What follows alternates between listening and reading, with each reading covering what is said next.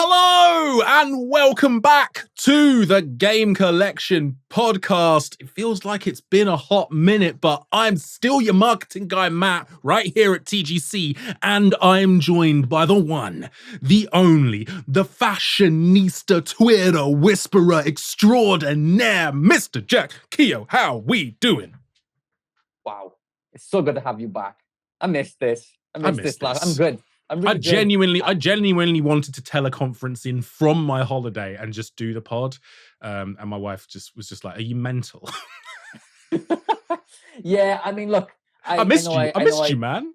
I missed you too, bro. And I know I absolutely dug you out on social media last week. You did me so dirty. Yeah, and I told everyone how selfish you were, and I did already tell you that, to be fair. I'm going to remember this when you've got like 2 weeks off in the summer, by the way, because for the collectors at home, I will say here and now, Matt did actually offer to do the podcast anyway, and I was like, "Mate, you're on annual leave. Like, no, like take time off." I felt bad. I felt bad for our regulars. Yeah, so I also felt bad for me because I do genuinely. This is we say this every week. It's genuinely like one of the highlights of my week. All we got, man. Like, yeah, it's a diamond in the rough. It's an oasis in the desert. It's many things, but yes, look, it is good to have you back and be recording with you again. It's only been obviously this would be 2 weeks then, I guess, and but it's felt a lot longer. So a lot has happened. To see you. A lot has happened that we're going to unpack because our community has been awesome and sent in a bunch of really awesome questions dealing with a lot of that. But we've had 2 88 plus Metacritic games release in that time. Yes. I love that. I love that it's basically, it's Barbenheimer again, Pokemon Pocopia, Resident Evil Requiem. Yeah. 2 very different games. All rise for your Requiem. Magnificent stuff. Glorious. I love it. A bit of podcast admin, I suppose. Housekeeping. As always, folks, we're just two guys of different degrees of hairiness, sharing our thoughts on video games and the industry. So you don't take what we say too seriously, because they are just our opinions and aren't necessarily indicative of TGCs. I'm queuing this up because someone's asked an Xbox question. So yeah, obviously, naturally, I've been arranging my thoughts. But yes, these are just our thoughts. It's not that deep. It's not that deep. It is not that deep. No, it's not. But I have been promised this week, collectors, that the musical disclaimer is somewhat of a banger. I mean, aren't they always, Jack? Aren't they always? Yes. Look, but it's been a while. I've been starved of musical genius at such short notice. Apart from that 1 week where I didn't prepare it. It was just like game collection, thoughts of our own, la la la la la la la la, or whatever that was. Even that held some form of uniqueness, and I thought on the spot you did incredibly well at short notice. I appreciate you, man. You're breathtaking. You're breathtaking. But yes, without further ado, I was like, how do I get this? Isn't really a requiem, but it is a farewell. It is a farewell because we're bidding farewell to Phil Spencer and Sarah Bond. So yeah, this is a bit of a musical requiem. Wow. Okay. Goodbye to Uncle Phil, you got rid of Connect. You bought up loads of publishers and stacked the decks. You made Game Pass a central pillar of the brand, but left us hardware fans with our dicks in our hands. If everything's an Xbox now and gaming's in the cloud, what's my Xbox Series X for now? Do-do-do-do-do. There's a second verse. But still we love the t-shirts, seems you loved the games. A friendly public face to hide layoffs and shame. Where to for Xbox now? I wish I knew for sure. Now a former head of AI comes through the door. I wish I had more hope in me, but I've been burned before. I don't know what they're doing anymore. And scene.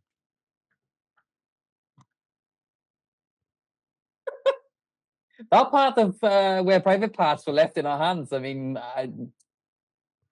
I kind of hope we get sued for that. I mean, if there was we're not going to get sued. We're not going to get sued. If there was a reason, no, of course we're not going to get sued for that. But wonderful. The fact that there was 2 verses, incredible. Well, 2 verses for the 2 weeks. I felt it was only fair. Value for money. That's the game collection for you. I mean, you dropped in Green Day. I mean, like, yeah. I mean, I don't think about Green Day before. We definitely have we've had like numerous Biffy numbers. We've had a couple of Biffies. We've had some Jimmy. Yes, well, I mean, that goes without saying.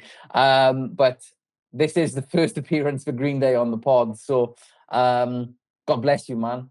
And rest in peace, Xbox. Because we do fear that what comes next is probably not particularly great. We'll come on to that because we've definitely had 1 or 2 questions around that.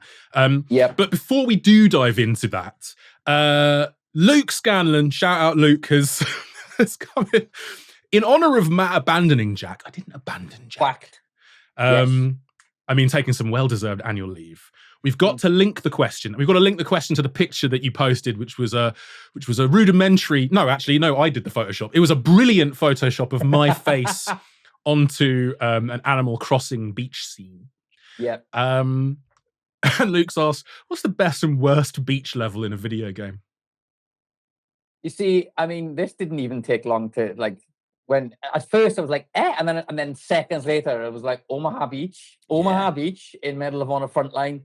I know we've spoken about it numerous times on these pods, but like you'd be at the time I felt like I was going to war as a child. It was like a truly immersive experience. Unbelievable. I mean, you look at it now and you go, wow, I really thought that was the best thing that I've ever seen on a video game. But at the time, just breathtaking. Yeah, I have no notes. That's a fantastic shout. Because we were like, oh no, beach levels. We're gonna have to Google. Wait, Omaha Beach. Wait, hang on a second. What are we even doing here? No, that's a brilliant shout. I think worst. I don't really have a worst beach. I've never really thought about worst beach level in a game. So I think for worst, it has to be the entirety of Dead or Alive Paradise. Which is a game that I reviewed many years ago for the PSP. I think it's one of the lowest scores I've ever given because essentially, I think I gave it. Did I give it a 2 out of 10 or a 1 out of 10? It was. There aren't many games that have sunk that low, but like it's basically Pokemon Snap, but you're a pervert. Yeah, you're just a dude that's sort of like creeping in the bushes on this like tropical island taking pictures of the Dead or Alive girls in their swimwear. And yeah, it's bad. Sounds like that 2 out of 10 was a generous score, in my opinion. Yeah. I suppose you had to give it a score. Yeah, I mean, it was mechanically functional. Okay, yeah. So, I mean, gameplay style, It ran, and as you should, from that game. Just a real like that was we're talking like a decade and a half, probably, maybe like at least a decade ago. And it was seedy even then. Like it was bad then. That sounds like a truly awful video game. I'm not going to lie. Real bad. Wouldn't get away with that in the post Epstein era. That's actually really disturbing. Everyone avoid Dead or Alive Paradise. Thank you. So yes, that's the best and worst beach things in video games. And thank you, Luke.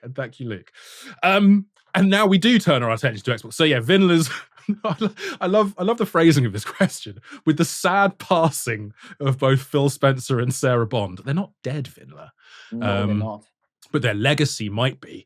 What do you think their legacy with Xbox will look like in a few years? Fondly remembered or lamented as the beginning of the end for a once great brand?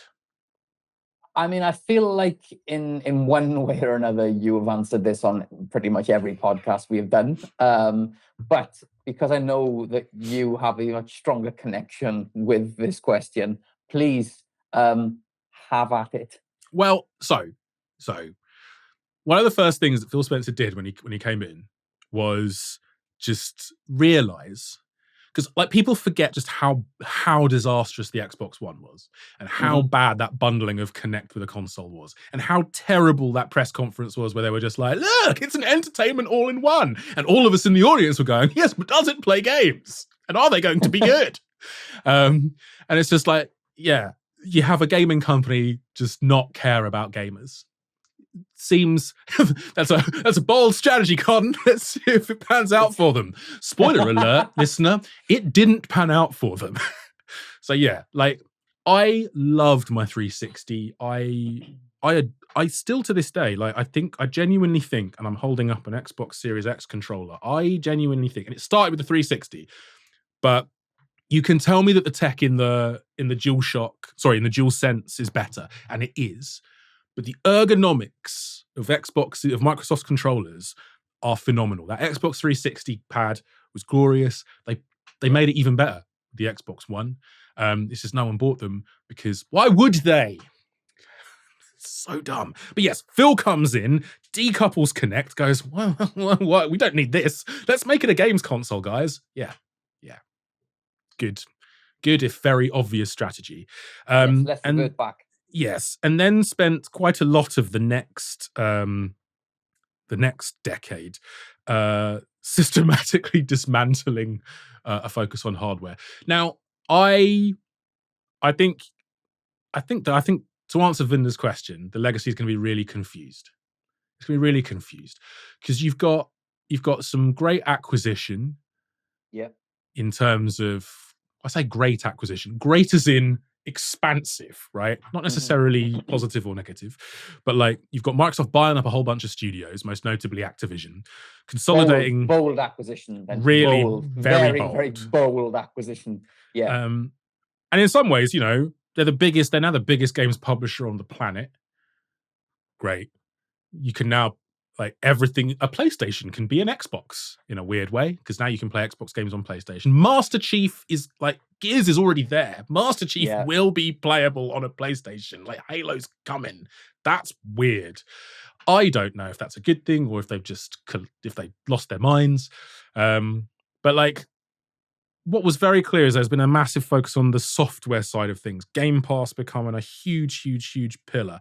And when Game Pass first launched, like, oh man, the value prop was incredible. Slowly it's getting worse and worse and worse and worse. We've had price hikes and price hikes and price hikes. So, and in that time as well, from a hardware perspective, they made a dumb mistake. I can see how it might have been well-meaning. Create a lower entry into gaming with the Xbox Series S. That approachability and sort of financial accessibility, I applaud, honestly. And actually, I think launching a subscription model for a console, which they did with the Series X as well, is no bad thing. You know, people sometimes don't have 400 or 500 quid to drop on a new console. But absolutely. But yeah, sort of 10, 15 quid a month. Yeah, perhaps. So exploring those avenues, I get it. It makes sense. But you hamstrung your own development by tethering yourself to a much weaker console, which then meant that people were always going to develop PlayStation first. And I think that's, yeah. There are some things that are great. Play Anywhere is great. Game Pass can be great. But I think if you're a hardware fan and you want to own a console, and especially if like us, you're fans of physical media, it's a pretty meager legacy. And yeah, has it accelerated the beginning of the end? I don't know. But it certainly hasn't helped. So yeah, mixed bag. I don't really know what Xbox is doing. Their strategy has been very confused, or seemingly very confused, for some time. And I know Sharma has come in and said, yeah, vague, positive thing around refocusing on hardware. That could mean absolutely anything. So I think a lot will be said now, obviously in the very kind of in the infancy of her appointment, and kind of the early signs of what are the next steps. And I think it will be. I mean, look, it's looking bleak, right? I mean, the fact that Bond went as well as Spencer, it is, I think, says a lot. I don't want to say it's interesting to see. I wouldn't want a generation of gamers like interested to see what happens with a brand that they love. It's a difficult one, right? Again, for the record, with all this tongue in cheek, we do not want Xbox to fail. We want to sell games. We want to see Xbox succeed. The more games, the better. Like, I prefer gaming on, like, this is going to be wild. I prefer gaming on my Series X. I genuinely do. I obviously have a PS5 because I also adore Final Fantasy. But and often games run better there. And often, you can't get physical versions for certain things on Xbox.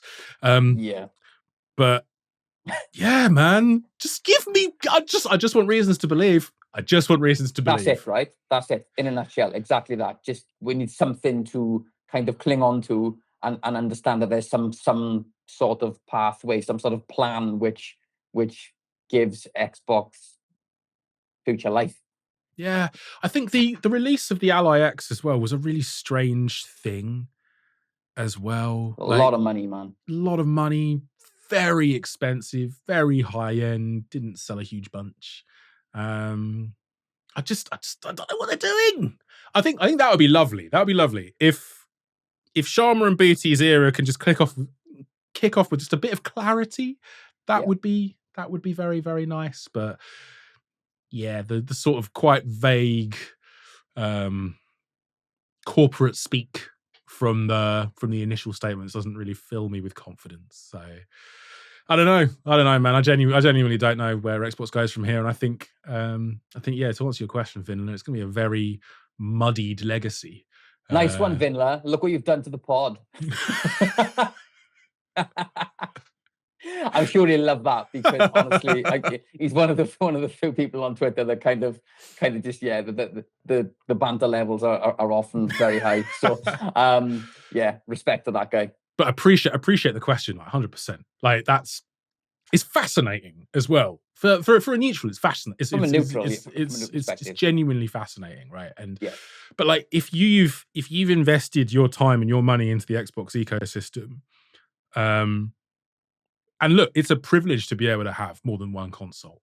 I mean, it's a privilege to be able to have one console, but like, it's if I was solely an Xbox fan, these last few years would have just been like, what are we doing? It's confusing, to say the least. Yeah. But look, especially for hardware.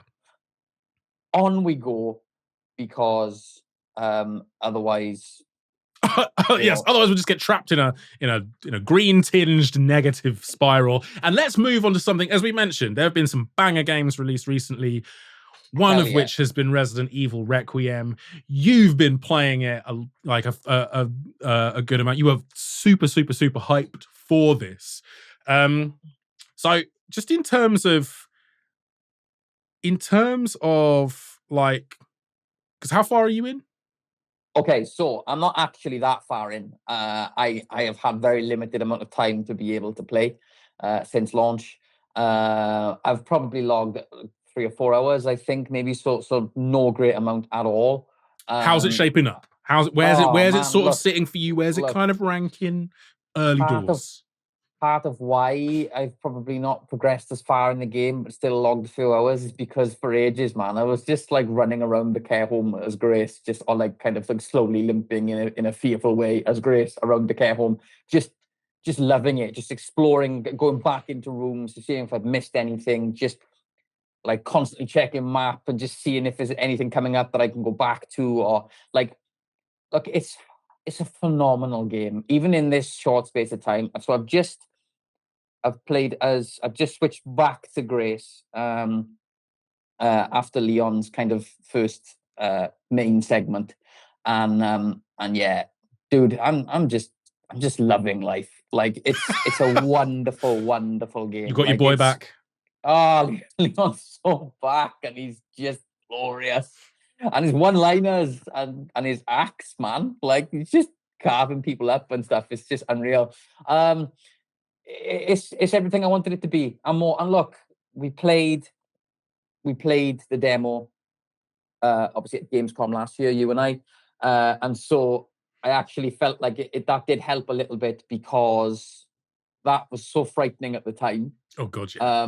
That I feel like that's not really, like, that's about as scared as I've been since I've played this game in the 3 or 4 hours that I've logged. So, and I knew what was coming. Although there's a question later on which we'll touch upon where I did forget a certain part. But look, it's a phenomenal game. It plays wonderfully. The switch between the styles of Grace and Leon, I expected to find a bit more frustrating. It's not. It's fantastic.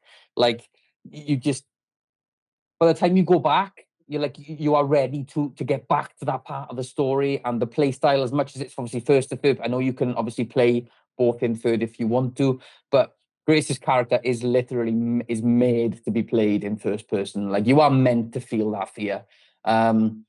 It's phenomenal. It really is. It's phenomenal. And I know it's early days. It's and I know it's, of recency bias and on all of that stuff that comes with it, but like, and I know we've got GTA. We believe we'll have GTA at the end of this year.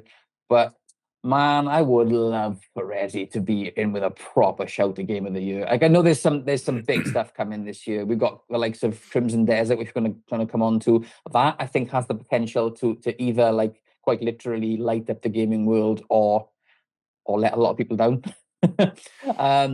But look, there's a long way to go, but and I'm incredibly biased towards this franchise, but I am so happy, and I'm almost taking my time with it, even in the limited time to game that I have. I'm quite happy and not progressing. I'm just running around, looking around every corner, trying to, like, I'm a serial collector. So, like, I see something I need to pick up, I'm gonna pick it up, and then I'm gonna spend 5 minutes in my inventory deciding which thing to drop. Like, it's such a long and frustratingly drawn out process, and I'm loving every second of it. I love that. Yeah. Absolutely love that. So Tristan over on Facebook has asked. Sorry, I've just realised. Sorry, the question was, is it too short? And No. I've flipped them. I flipped them slightly. Okay, so bad. Tristan over on Facebook asked, where does it kind of rank amongst the other Resident Evils? And I realised that I'm not sure we've done your top 3 Resi games. Because I think you've played 3-4 hours. It's probably a bit too early to say where it slots in. But I do want to know where the Resi games rank for you. Again, it might be like, if we're going, look, in terms of Requiem. Requiem for me is top 5 without a doubt, and I mean that across the book. Like I even in 3 or 4 hours, I feel like something's gonna have to go seriously wrong in this game for me to just turn off this feeling that I have for it. Right? It's fantastic, and probably it may well be top 3, but I don't want to say it in my top 3 this early on, because it's yeah. That's bold. I mean, Resi 2. Resi 2 is in my top 3 as well. Yeah. Original Resi 2. I mean, I don't think I could place them in order. What are you doing to me? This wasn't part of the plan. I have surprised Jack with this, so Resi he's not 4, prepared. But I will say the Resi 4 remake for me was such a perfect example of what can be done to further deliver. So I'm actually probably going to put. I'm one of those guys that annoyingly will upset people and say that I actually think the Resi 4 remake is better than Resi 4. So I'm gonna put the Resi 4 remake in there.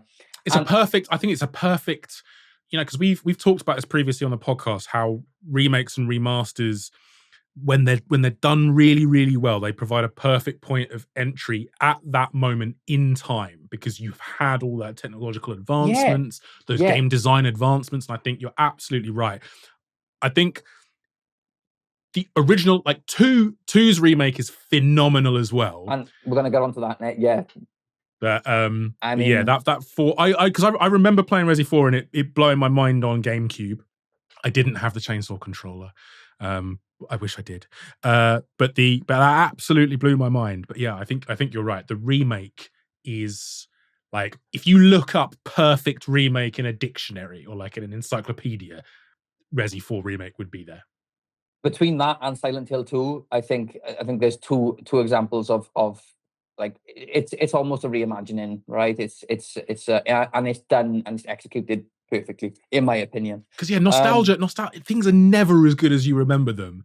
Of And course then they're not. a Like, remake happens that actually manages to bottle that somehow. It's alchemy, really. Like it's freaking awesome. Like yeah, it is. when they get it right.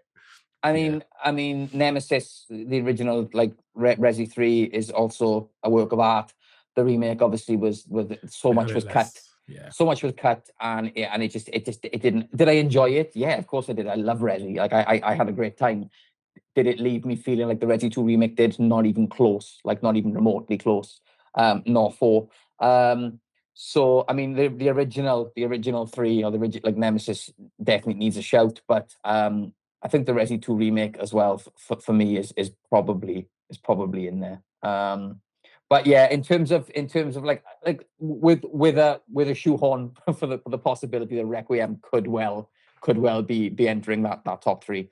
I really am loving it, man. Like genuinely having an incredible time, and I can't wait to log another hour or two later on tonight. You're giving me the FOMO because I haven't started it yet. Because in my week off, I made the not mistake, but because I've wanted to start playing this for some time. But yeah, I started Baldur's Gate 3. And I don't know if I can play anything else for the rest of the year. Oh, One, your because life. it's one, or my life. One, because it's absolutely enormous, and two, because I don't. I'm a father to a young child. I don't have any time. So, but yeah, I need to make space for Requiem. And apparently, according to How Long to Beat, it does say it's around 10 and a half hours if you're gunning it through the main story. 25, 30 if you're a bit of a completionist. And someone, well, Dorky Swimmer has asked, this definitely ties in. People talk about how Resi Requiem is apparently short. Would you say it's short? So we haven't finished it, but based on that information, or is it at where kind of Resi 1, 2, 3 were, both in terms of OG and in terms of remakes? And I do think it's important to note that, like, Resident Evil as a franchise has never been like, it's been all about telling a fairly, I was about to say a fairly taut story, but sometimes those narratives can they branch and they loop and they spin your head. Yeah. But a fairly tight narrative horror experience. Mm-hmm. So yeah, I don't know. Are the Resi games too short? I don't know. I I'd don't say think that. so. No, not at all. And I think it's all about that immersive experience. Like for me, like I love survival horror games, but like I mean, there's only so much you can take, or so much I can I think take. that genre could really outstay its welcome if it Yeah, drags, like right? Like pacing is everything. I don't want a 40 or 50-hour game of Resi, man. I'll die. Like, I die happy, but I will die. Like it's too much. I'm like, sometimes you log a few hours and you're like, okay, that's enough for one night. Like that's just me. That's how I kind of consume. But yeah, no, I don't think Resi games are short or too short, and I think games in general, like sometimes as well, like we talk about like video, like is there such thing as, is it bad to have a short video game? No. Like no, there's different varying degrees of experience. What do you enjoy playing? Personally, for me, I don't want to say the shorter the better, but like something that's consumable, that I can use in my free time. I can't. Part of what puts me off so much about Baldur's Gate 3, and I'm not a fan of RPGs. We know this, but like, is the time. The idea that I'm about to embark on something which is going to take up 70, 80, 100 hours plus of my time. I that scares the hell out of me. I'm like, I'm out before it's even begun. So Resi games for me are pretty perfect in the way, like, it's so story driven and you're so attached to the cat, especially now with where we're at with the franchise, and how long it's been going for. And as you say, the width of the stories that can be told with certain characters. Like, yeah, no, don't. It ain't broke. Like, do not fix it. It's not broke. Somebody, there was an article that popped up earlier on. I took it from Facebook. I popped it onto Twitter earlier, and it was like people after playing Requiem, people now want an open world Resi game. And I put that on Twitter, and I was like, people are lying, bad people. Nobody like I don't want an open world Resi game. Part of what makes Resi so integral is its story driven, like linear story driven narrative, which is just which hooks you, and you just, it's intense, and you're invested. And I don't want to be going off and doing side quests as Leon. Like I I wanna be direct. I think like you lose.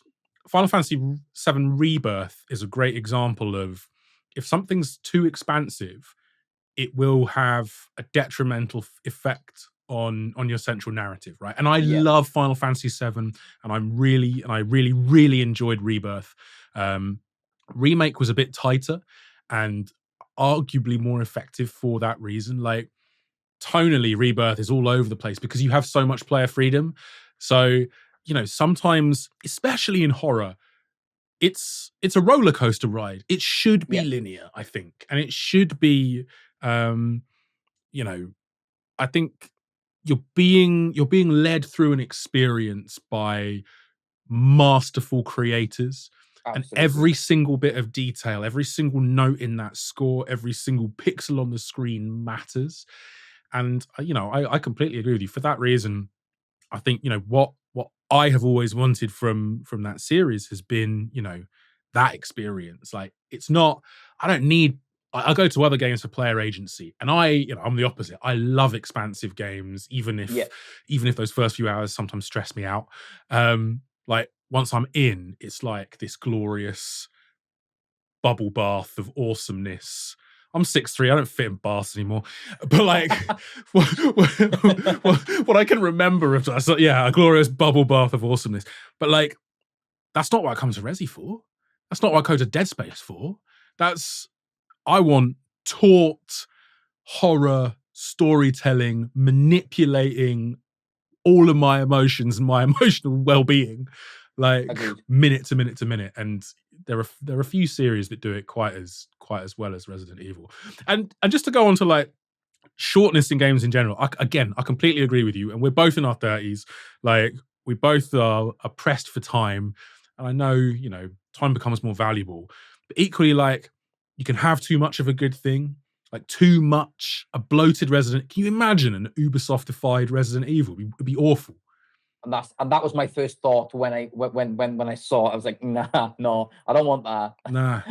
I, I don't want a map of Raccoon City with 1,001 like collectible I had a nonsense physical reaction. things. I had a physical reaction to that thought. I was like, yeah, no. Like, please no. Climb a church tower, Leon, and unlock the next 50 side quests. No, thank you. I hate it. Kill it with fire. or in his case, an axe. Yes. Or an axe. Yeah. Honestly, when you play as Grace, man, that Requiem. I mean, you do get it as Leon at the start, and then he gives it to Grace. Dude, weapon is insane. It is like the ammo is like very limited, but honestly, when you get to use the Requiem, it is joyful. Honestly, you need to play Requiem just. I need to play it. I'm going to spoil myself, but I need to play it. Yeah. I think as well, like, it's really interesting in thinking about short games because quite often they're designed for replayability. But I think horror is a really interesting genre for that because obviously the first time you play is going to be so different to then subsequent playthroughs, right? And it's not like a branching narrative where you can explore different choices. But I do think it's the replayability of a horror game is you're exploring your own shifts in emotional state. And because, naturally the first time will be the scariest. Of course. Because it's so surprising. And then I think I don't know, without disappearing up my own backside too much, like it is about sort of that first time is really about the fear and that masterful kind of surprising first experience. And then you're almost peeling back layers of that with the subsequent playthroughs, and it can become so much more about the characters, and you're noticing little details because you're not just terrified constantly. And it's in those subsequent playthroughs that like the details in those games really open themselves up sometimes, and sometimes it's just great. It's awesome. Like, I love Resi, man. I love Resi. Great games are as long as they need to be.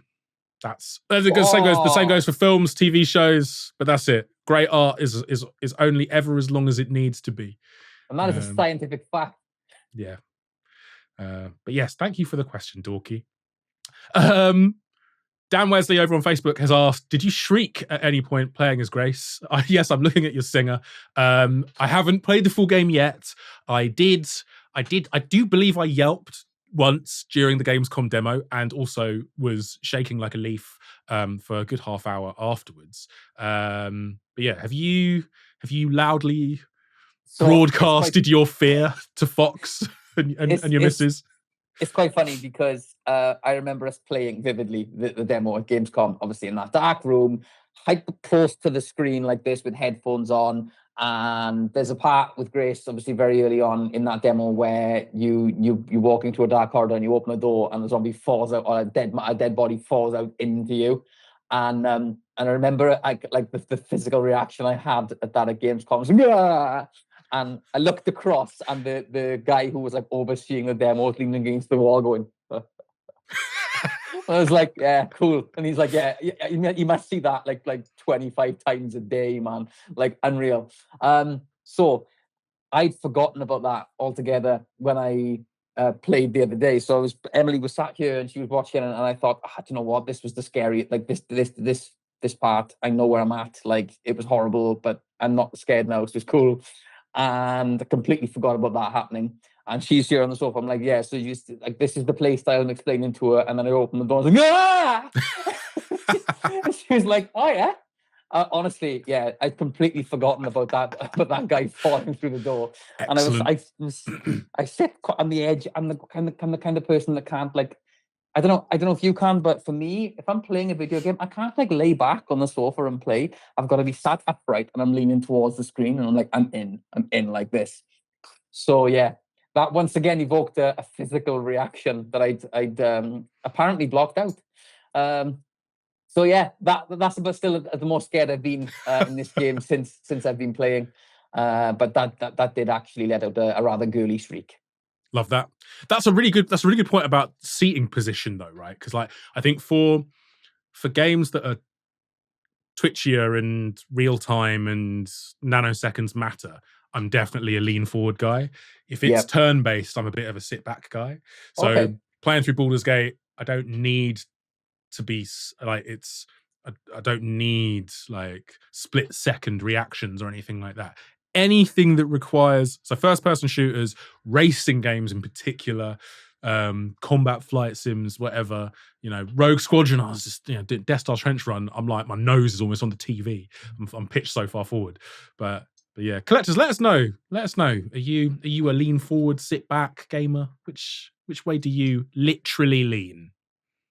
Is that also? I mean, I'm intrigued to know. Obviously, you say like you can lay back while you're playing Baldur's Gate or whatever. Is that because you fell asleep creating your character?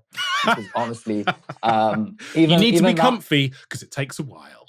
Even that process alone was like, do you know what? You taking like the best part of an hour to create a character. That's sometimes the only time to game that I have in an evening. That was the only time to game. I couldn't do anything other that night than create my character.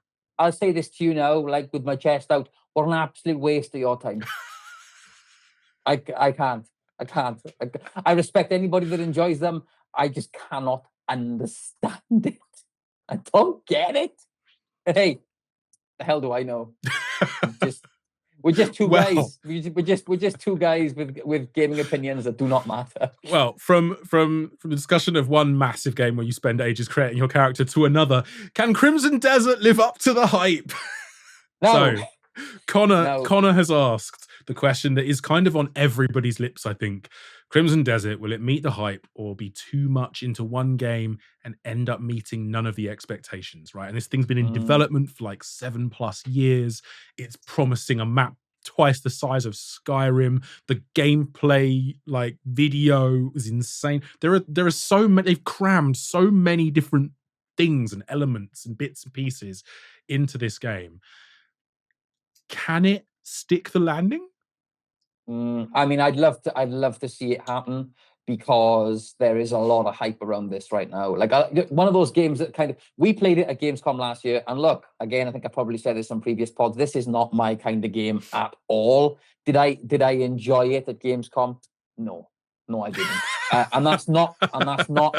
That is absolutely nothing at all to do with the game. It played smoothly. It looked great. I just had no interest. We played it obviously as coverage, and there's numerous games you get to try, which we're very lucky to do. Me, Requiem, like a kid at Christmas, and then this on the flip side, not so much. Whereas this is the kind of game, Crimson Desert is kind of something that you would spend your time on, right?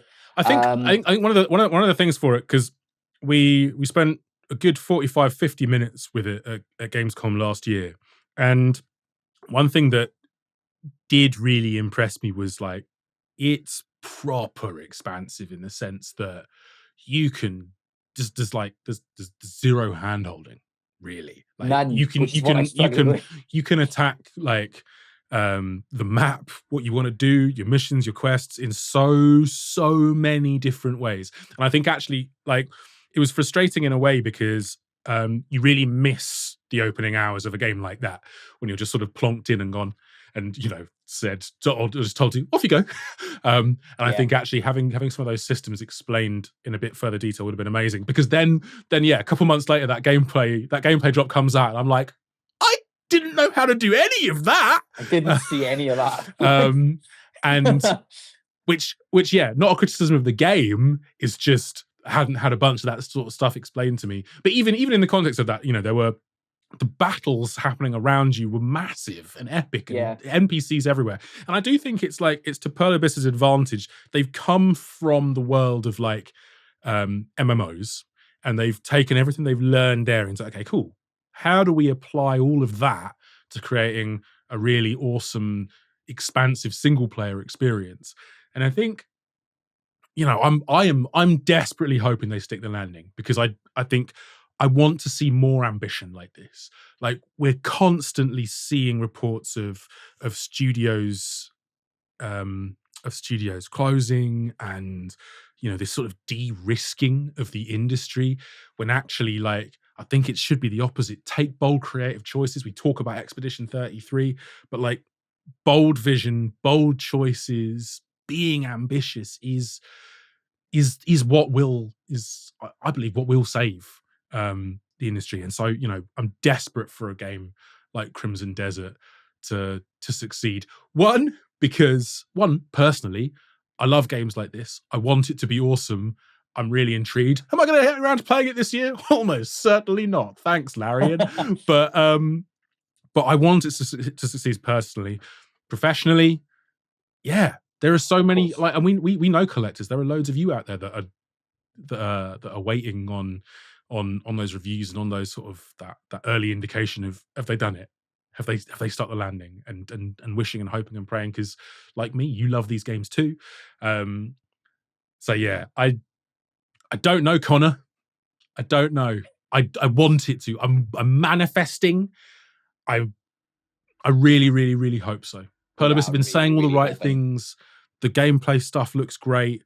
The early view that we got, in my opinion, really showcased some of that expansive, and I talk about agency. There's so much agency in a game like that. So yeah, please be good. Please. I will say as well that obviously we are recording today on Wednesday. I believe I've seen some people saying that previews are dropping today for the game. So how true that is, I'm not 100% on that. But if that is the case, then by Friday, when this pod goes out, we would likely have seen some previews by this point. So, as you say, let's hope, from a personal perspective for you and from a professional standpoint for us, to have another absolute banger game drop this early in the year. We really do have everything crossed, because it's promising a lot, and not just that. It's not too often that games like this come along, which I don't want to say fly under the radar, is because that's doing the game a discredit, a disservice. But games like this, when something really does just kind of burst onto the scene, or it's not a game that is like largely talked about by us in the office, and then something comes out of nowhere and just absolutely like delivers. We would love to see Crimson Desert do this, because, like I said, it's not your resi kind of game. It's not your, your typical standard, like, hugely attractive game on the face of things to the general gamer. It is linked very much to the RPG, that the dedicated gamer that's gonna log 80 plus hours into a game. But yeah, look, there's a lot of hype. I'm looking at the social posts I posted around this game. There's a lot of people talking, excited, and it's really cool to see, because then it feeds back to us, obviously, as a retailer, and go, whoa, hang on, this is actually potentially so much bigger than we maybe thought it was going to be. So then we join the hype train too. Yeah. So yeah, we are very much invested in and hoping that this is a success, because we never want a game to release and not do well, of course. Looking at you, Mind's Eye. Thanks for that. Well, I was literally about to mention Mind's Eye, right? Because I think Pearl Abyss's approach has been really, really good. And it's been show the game. Like, to give people an hour with, and it wasn't just press, and it wasn't just sort of, industry insiders. Like, they had a public booth where you could spend a large amount of time with this on the show floor at Gamescom last year. And to be able to sort of deliver that and have the confidence to deliver that, one, is awesome. I think the assets and the trailers and the videos they've put out since have been highly gameplay focused as well. And you compare and contrast that with something like a Mind's Eye, which on paper sounded really super ambitious and awesome. And then, you're getting into launch week and no one's seen a thing. Like, that's when you really start getting the alarm bells and the warning sirens going off. And I think, it's a credit to Pearl Abyss. You've tried to be, you can't show everything before a game launches, and sometimes you don't want to. You need to keep a little bit back and surprise and delight as well. So, I guess what I'm trying to say there is, like, I don't think we've got another Mind's Eye on our hands. No, nor do I. Just based on the differences in terms of campaigns, and having been publisher side myself, like, you have to have confidence in a product to deliver that level of advanced access, right? So they clearly, I think Pearl Abyss think that they've got something great on their hands. And yeah, I guess I've just got all my extremities crossed that we do too, that they stick the landing and it is as great as we kind of all want it to be. So yeah, TLDR, Connor, no idea, but we're hoping. We are hoping. This actually feeds into a question from Luke Crute, who asks, is game development too long? Game dev cycles are so long now. Do we think studios should focus more on, like, single A, double A titles? And he uses the example of Naughty Dog. Naughty Dog will probably only release one game this generation, which also leads on to the debate of new hardware. Are we pleased if Sony delays the PS6? Do we even need it yet? And I feel you and I have answered this question a couple of times. No! We don't need a new console generation yet. Give us more games that push the limits of this current one. I don't think we're even within touching distance of those boundaries yet. Agreed. But yeah, game dev cycles, so long. I mean, just to touch quickly on what you mentioned there at the end, I've seen a lot of people saying that the perfect reason to get the PS5 Pro is Requiem, and I've seen a couple of bits and pieces online, and it looks glorious, to be honest. I do like that as well. As developers are starting to squeeze more out of hardware, you give them a little bit of, like, the architecture's the same, obviously, but in terms of scaling performance, you've got a bit more headroom to then just really make something shine. And yeah, why not? Like, explore that. Milk the PS5 Pro, milk the headroom power of the Series X, which, again, just going back to the Xbox thing, is it the S really undermined the power of the X? Like, it's such a shame that developing for one meant you had to compromise for the other. But no, I don't think we scratched the surface. Like, push the boundaries of this gen. We haven't, absolutely, and as we've said on previous pods, I'm absolutely with you 100%. We do not want the PS6 yet. It's just not needed. But in terms of, like, as you said, Crimson Desert, 7 years in development, and who knows? I mean, look, that could now translate into a potential game of the year. Who knows, right? But as you say, I think personally it's too far gone now with the way that gaming development is done. It's too far gone into that direction for that to just change, or to, like, I think that ultimately video games now, with the power of consoles and what is expected to be delivered, anything less than that kind of, as you say, that full on like pushing experience from a AAA title like Naughty Dog, was it Intergalactic Heretic Prophet? You know, as you say, one game in a gen from Naughty Dog is potentially it's insane, but it does seem to be becoming more of a normal thing, sadly. Do we want it to be like that? No. But I mean, obviously, the only things they've done is like Last of Us remastered of a remaster, remastered. Yeah, remastered definitive Fireflies backflip edition. But like, yeah, it's a tough one, because what do we want to see? Do we want a video game that's going to come along and absolutely blow our minds and leave us going, God, gaming's just incredible, right? But then at what cost? How much time do we wait for that game? I do think like, I think we do. So if you game on PC, you've got a lot of this. As in, when I say, sorry, you've got a lot of the single A, indie, double A, awesome. I do think that, you know, the double A space has been returning in recent years, and you've got like some publishers that, I don't want to say necessarily double A publishers, but have, but I think so.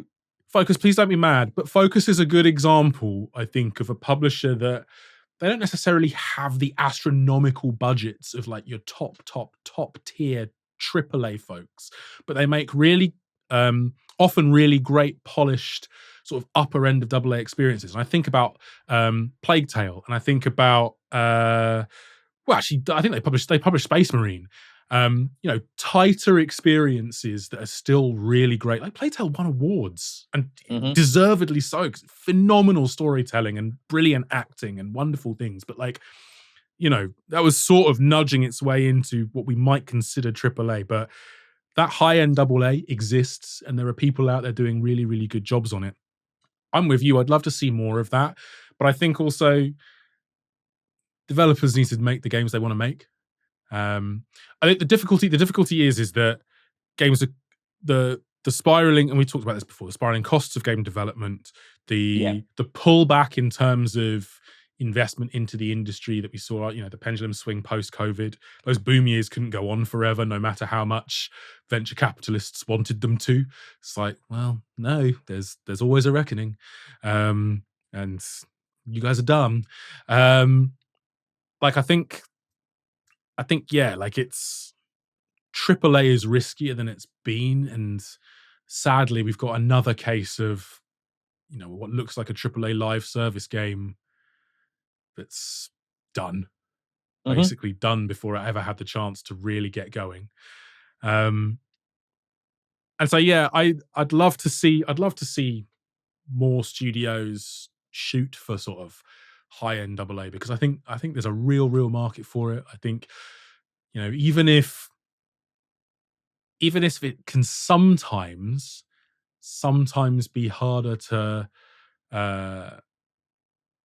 I think you got to get the price right for those things. But that shouldn't stop folks. Like, 'cause I think there's really room still for great AA experiences. And I think, yes, developers, make the game that you want to make, but like, it might be that you actually get the chance to finish one if you're not aiming for that sort of top tier AAA. I think that magical bullet. There was a point where people were just like, where particularly the major publishers were just like, no, we need that big budget, super shiny live service AAA thing that's just going to make us mega bucks for eons to come, and they don't exist anymore. Like, we need to stop trying, stop it, because we've seen too many. We're seeing it right now. Like, too many games just fall on their ass straight out of the gate because of like one mistake, really. I can't remember. Is it High Guard? I saw a meme. Funny enough, I saw a meme this morning, I think, actually, and it was what gamers want, and it was more of this on one side than it was Requiem and Expedition 33, and less of this, and it was High Guard and Concord. And it's I mean, you want all games to succeed. Of course, people put time and effort into video games. Like, it's the people behind the scenes you feel sorry for when things like this, like, ultimately they've had funding and then something gets pulled so soon after release. Those are the people you really feel for with all of this. Yeah. But yeah, like you say, I think times have it's crazy, because even on a mass scale, it's like people are shouting it from the rooftops. Like, we largely don't want that anymore. That's been that's been done to death. Give us single player, like, fire, like narrative experiences that, and yet we still just keep getting fed these live service titles that are just expected to do something, and they never do anymore. Yeah, I think I don't know where that ignorance is falling. Or like maybe there's data but And data that's is the thing, right? data is so easy to manipulate, and you can look Yeah. at Fortnite and you can just go, oh yeah, let's print some money by making that. It's like, Yeah. okay, it's just really not that easy. And also first still Mhm. counts. First and best still counts. So, unless you've got a compelling thing that's going to bring an audience across and deliver something that another game can't, like what are we doing here? Yeah. Like, I don't know. Yeah. Strange. I'd like to see more innovation, and if that means lower budgets, smaller games, do it. There's evidence and there's data there that suggests those games can succeed. Is it a punt? It's always a punt. It always will be. And I've worked in marketing for over 15 years. You can never guarantee a game is going to sell well. You just can't. All you're ever doing is trying to put, this isn't just games, this is everything you're trying to sell. Like, all you can ever do is try and put a product in the best position you hope it will to succeed. There are no guarantees. Of Absolutely no course not. guarantees. And look, there's now the luck involved as well. Like, Yeah, we've seen in the 100%. past, where I think it was actually, I'm sure we can talk about this quickly. Scare Ritual, that our parent company published, physically. Obviously, Wales Interactive guys are over in Cardiff doing epic things with a very small team. Love to see it. Scare Ritual's success. I think there was an element in there. There was a really big streamer that kind of picked up on it and played it, and just like, oh, I like the look of this, and played it and streamed it, and boom. I'm pretty sure he was a big COD streamer or something like that. I don't have the exact details, but like I said, it's an element of luck, something like that, where you get some form of exposure that just pushes you to the next level. Not everything is, you can be as strategic and as well-meaning and as driven and as smart about everything as you want to be. That doesn't mean it's going to guarantee success. There's almost little strokes of luck here and there which go your way, or bad luck which makes your product fall. It's Among Us is the example I usually quote, where it's just like, it flew under the radar for 2 years. Yeah. And then, a couple of influencers pick it up in Korea, and then the States, and then it explodes. Yeah. Right. And now it's part of the zeitgeist. Like, insane. being sus is part of the zeitgeist, right? Like, it's crazy. There's a timeline where that game died. Yeah. Right. And never got as big as it did. So yeah, luck counts for a lot. But there's a story in there as well, I think, right? As well, that, like, within reason, you have to keep believing in a product. If you believe you've got something to offer, and obviously a lot of that, it's easy for me to say this here as this one guy in his living room, but like, if you've got a product that you truly believe has something to offer, and it just hasn't had that element of luck just yet, like, then you don't give up on it, right? Like, it's I mean, look at that. That's a prime example of how, if you hang around, then you have your moment. Like I said, it's not going to be true for every live service game, but you love to see examples of that, and redemption stories. We love a redemption story, right? Like the likes of No Man's Sky, when it launched, man, it was a retailer's nightmare. We really didn't know how to handle that. We were told we had to give reasonable time for the game to be fixed and so on. Look at No Man's Sky now. Like, it's everything that it was promised to be and more. Like, it's a true redemption story, and we love to see it, because we don't want to see video games fail. No. Bottom line. Never. We want success. But yeah, thank you very much for the question, Luke. We've got a few more we're going to speed through. So, boom. Michael Ockerby. Shout out, Michael. Always comments, always listens. Thank you, man. Be more like Michael. has asked a couple of peel back the curtain questions. And he's asked, "What's the impact on your business when release dates are put back?" So we've actually we have dealt with this one a little bit before, because we used GTA as an example in terms of sort of eyeing up the release date for that, and going, "That's a bank holiday weekend. Please no. Ah, please no." But I mean, but yeah, like it's usually it depends. It depends on the the warning, really, I suppose. There's deals sort of behind the scenes in terms of stock purchasing. Um, they can be fairly fluid. Um, so it sort of depends how late in the day something gets moved. Yeah. But yeah, I don't think it has an impact on our forecasting. Right. So we do have to. So for something like a GTA, we have to reforecast because you're planning a pre-order March uh, all the way up. Through like this this quarter would have been GTA pre-orders. Of course. We would have expected, right? And now you have to sort of reforecast and delay that. Um, so those things do have an effect, and that will affect my budget on the marketing side, and that will affect what we focus on in terms of marketing and comms, and where we spend our time and where we push our efforts, and what we try and build hype around ourselves, or tap into in that regard. But I mean, it's so though it does affect us as a business, but really it sort of just depends on the lead time, I suppose. Yeah, I would agree with that completely. To be honest, like it's not really as impactful in terms of like damage to us when when a release date is moved. As you say, reforecasting is one thing, but most games of any kind of real note move in plenty of time for us to be able to strategically deal with. Yeah, Yeah, so it's yeah.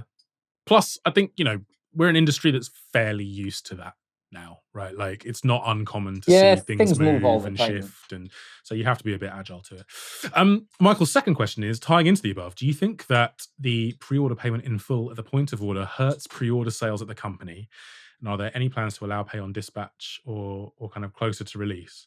And what I would say there is that historically it's been system limitations, right? Like, Yeah, and the way our reward point systems work, what I would say is that there are advantages.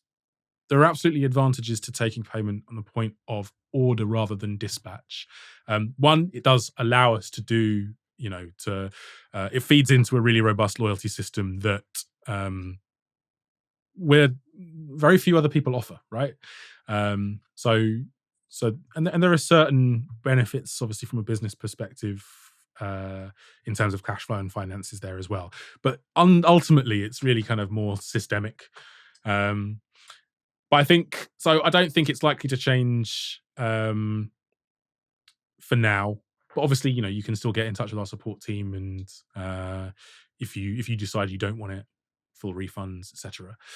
yeah, What I will say is, I actually personally, when I'm shopping, I quite like it in a weird way, because at the point at which I'm pre-ordering something, I'm like, I need this in my life, and like at that point in time, I'm like, I'm going to put down money for this thing.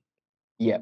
And so when I'm budgeting in my personal life, then when a game arrives 3 months later, like I'm not suddenly hit with a charge out of nowhere. No, It just appears, and it's like, oh yeah, I factored that into my personal budgeting 3 months yeah. ago. This is like free. No, it's not free, obviously, but you know what I Of mean? course not.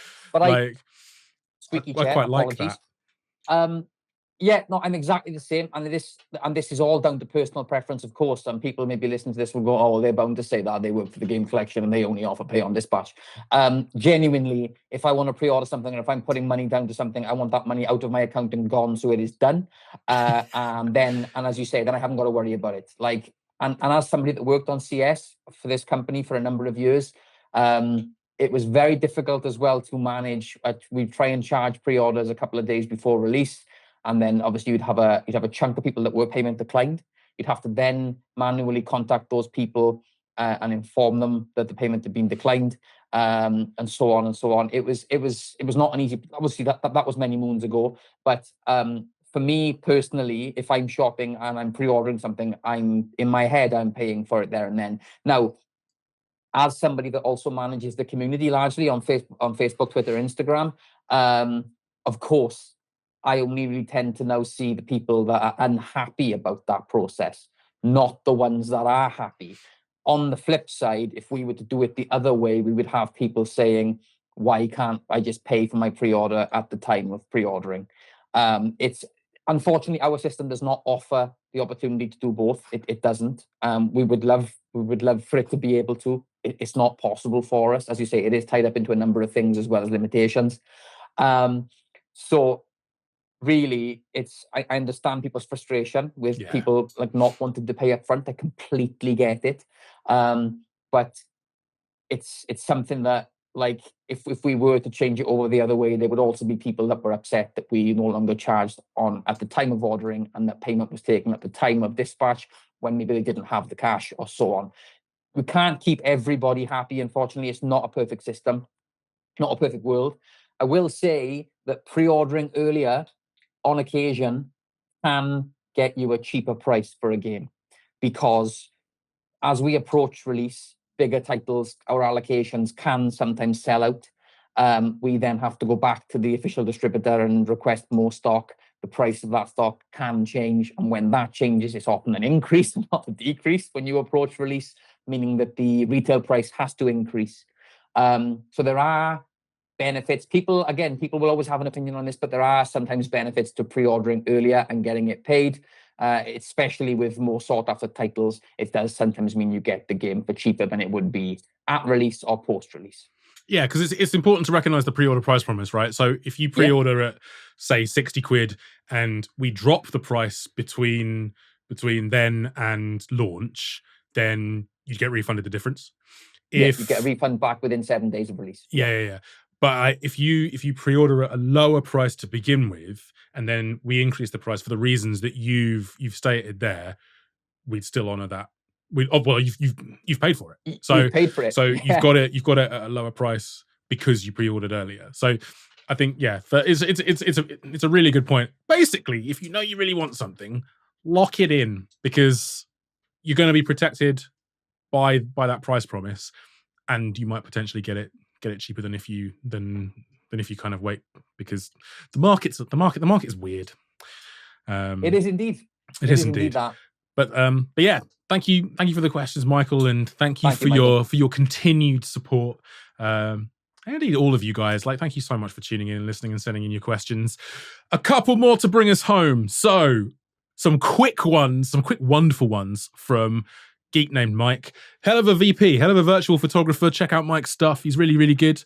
Had the privilege of working with him in my previous guises at PlayOn and before. So no, big thank you to Mike, who has gone back to our previous episode where we waxed lyrical about the disappointment of McDelivery. Yeah, we talked about smashing in a McDonald's and how it's the hope that kills you. And Mike has asked, why isn't it called a Big Muck? And you know what? All I've written for this note for this is so true. Why? I have no idea. But it's incredibly missed up. It's frustrating. I'd never ever once considered it until Mike asked that question, and now I will find myself asking it every single day. Yes. A Big Muck. I wonder if you get strange looks. I will now try this the next time I'm ordering a McDonald's in person, which is almost never these days. Be like, I'd like a Big Muck, please, and then see what strange looks I get. Sorry, a Big Muck. A big Muck. Big Muck. There'll be one Big Muck, please. One Big Muck, please. One Big Muck.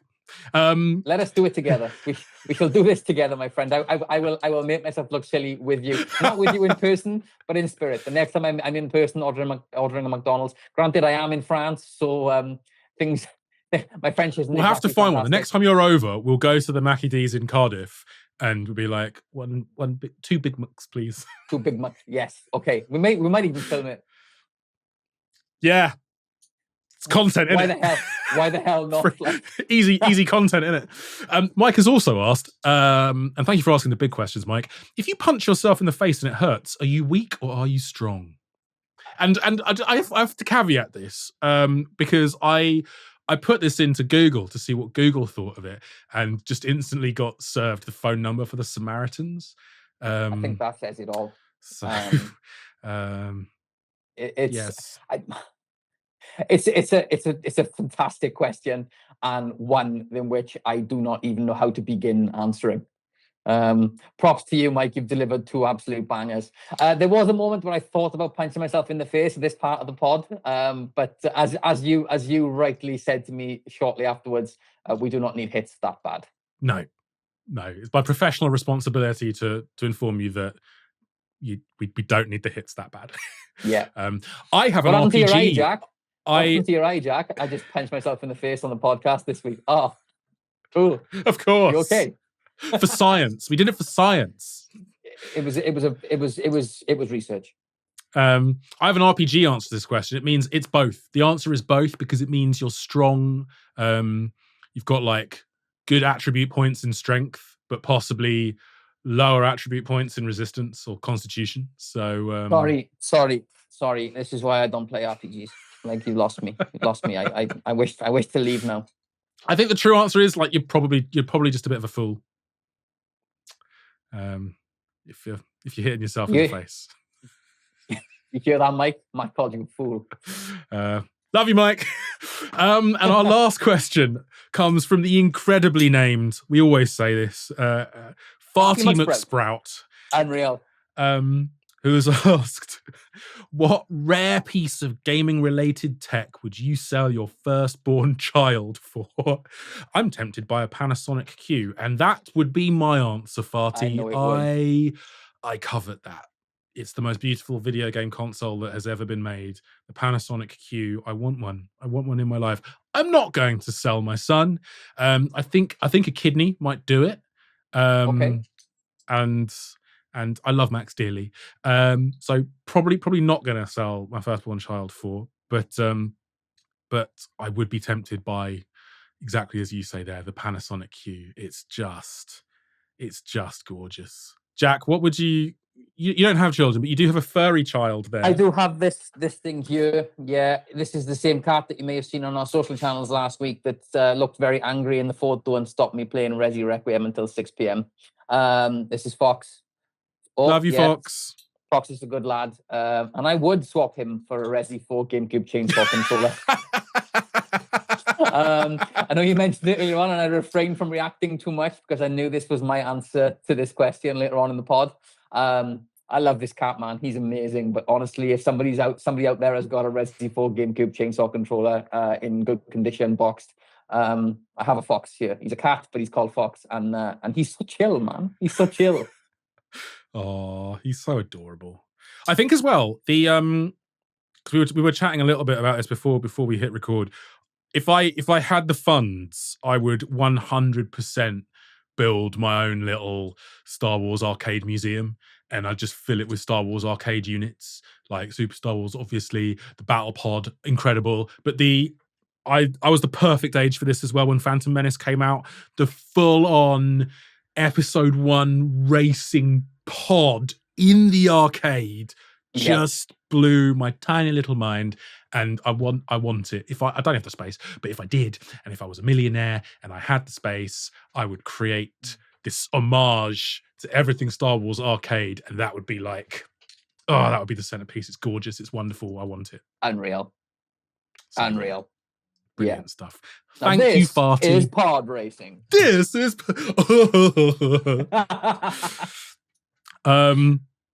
magnificent. Thank you, Farty. Thank you, everyone who sent in questions. It's good to be back. And yeah, thank you so much for listening.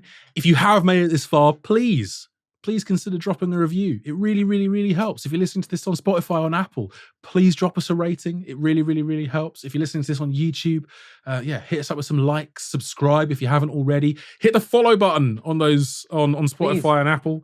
Again, really, really, really helps with discoverability. And tell your friends about this show if you like it. Shower us with love. Please. We beg. We beg. But yeah, that's another podcast in the bag, man. Boom. After you abandoned us all last week, not just me, the community, to eat at Cheeky Nando's and so on. Yeah, I'm glad to have you back. Disclaimer was fire. Green Day appeared. It's been wonderful to see you, to chat, lovely. to just do what we do. I often forget we're recording these things and we have these questions, and it's just like, oh, just two mates having a chat about games. Like, love to see it. So yeah, we appreciate you all. Thank you. Thanks, guys. And for all of your physical gaming needs, Check out the game collection. see you next time. Cheers, folks. See you guys.